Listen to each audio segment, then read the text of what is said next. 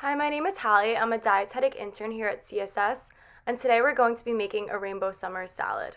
We're gonna start by having all of our vegetables out. We have one for each color of the rainbow, so we're gonna have them washed beforehand and all prepared, and then we're going to start with cutting them. If you don't like any of these options, feel free to swap it out for another vegetable in the same color group. Step one, make sure you wash your hands for 30 seconds with soap and water.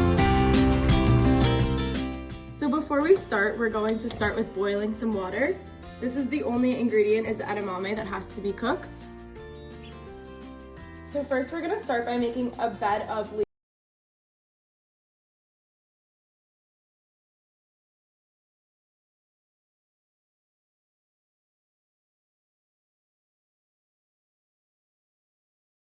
tomatoes for the red group, and I'm going to cut them in half, but if you prefer them to be whole, then that's your choice also. So now we're going to start by slicing off the outer edge of the carrots for our orange group. And then we're gonna peel off both ends and then chop up the carrots as small or as wide as you would like. And then a serving size is always gonna be about a handful, so this is just showing how many servings of different vegetables we're getting.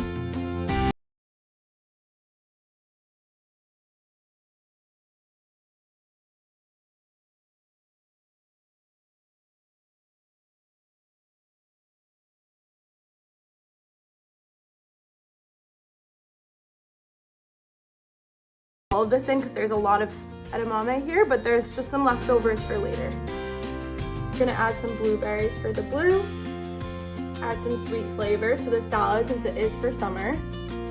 All right, and then I sliced off this piece from the cabbage, and we're gonna peel off the outer layer, and then we're just gonna slice it up. Here's the final product for our summer salad. So all of the different colors will add various nutrients. There's lots of fiber, some plant